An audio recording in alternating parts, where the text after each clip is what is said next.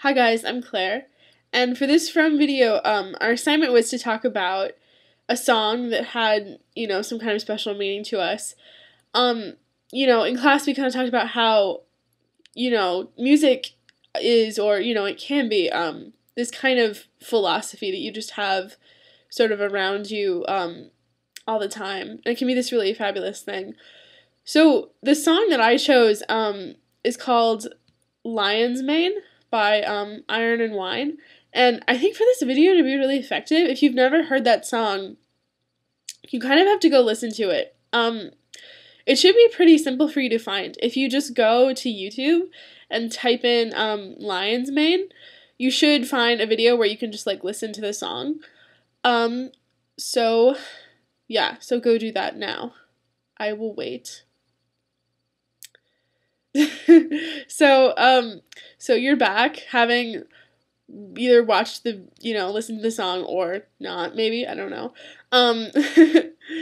But hopefully you did, and hopefully you really liked it. So just a little bit of background.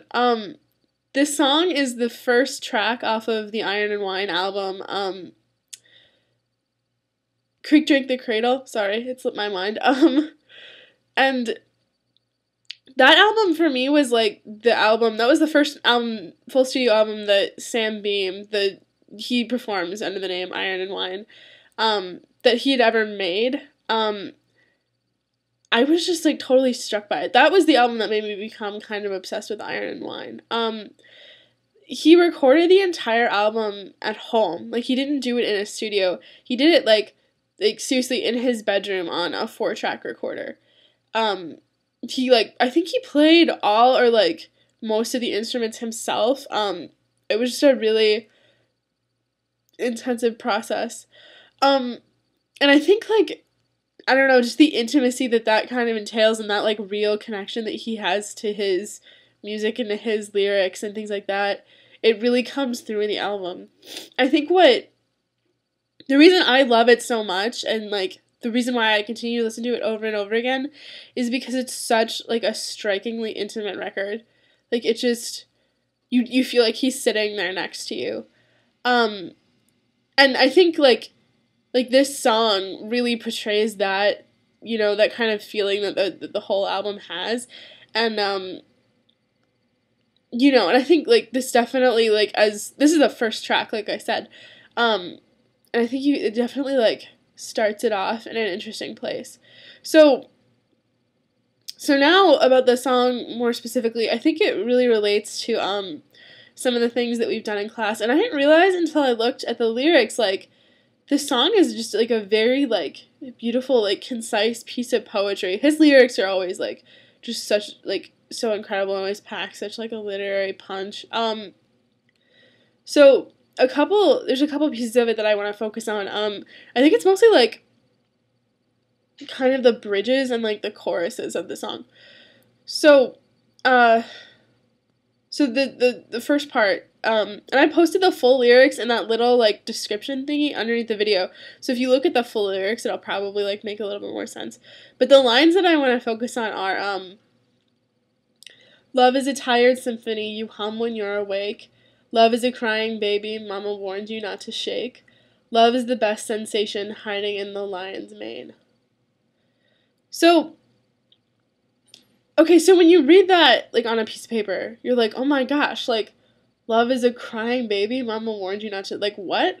That sounds really terrible, and it sounds it almost could sound like he's in this, really, dead-end relationship where it's, love is this really, hurtful, aggravating thing. And I think, in class we talked about how there was one song where the lyrics, I think, if you just saw them, could sound really depressing, but it's almost the melody, keeps you from thinking that it lifts you up and gives you, a context for this, this poetry. And I think this song really does that. The melody is just so, intricate and so beautiful and so uplifting. You listen to it and really kind of understand his meaning that much more. So when he says, love is a tired symphony you hum when you're awake, it's something that's sort of omnipresent and at times really boring. Um, Love is a crying baby, mama warned you not to shake. That line kills me. Um, but I think it's that, like, love is, like, so fragile, and I think it really ties into a lot of Fromm's, conclusions about, like, love is work. It's one of the most difficult achievements, and it requires so much care. It is like a crying baby, at times. But I think the image of, like, love is a tired symphony you hum when you're awake. It's the mundaneness of it, but it's simultaneously, like, it's, like, comforting. And it's just there with you all the time through, like, I just picture a woman, like, humming while she's working. Like, it's this comfort. So the chorus of the song is, love is the best sensation hiding in the lion's mane. And I think that image really, again, it goes back to that thing of, like, to love someone is one of the most difficult achievements. You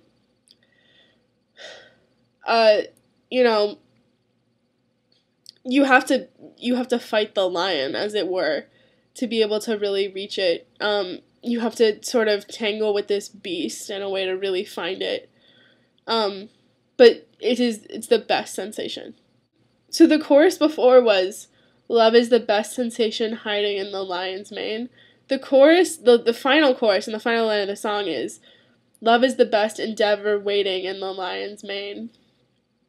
So the word sensation is now endeavor.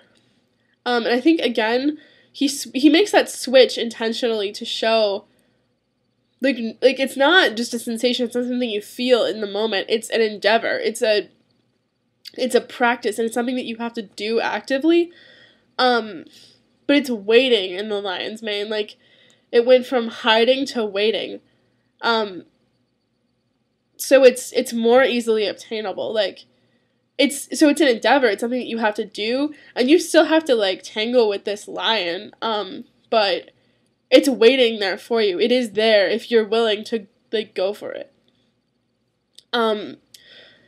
So thank you for listening. I think this song is just absolutely fabulous and beautiful. Hopefully you guys have enjoyed it if you did take the time to listen to it. If you haven't done it yet, hopefully you'll go listen to it now that this video is over and you have at least, like, my take on Sam Beam's wonderful lyrics.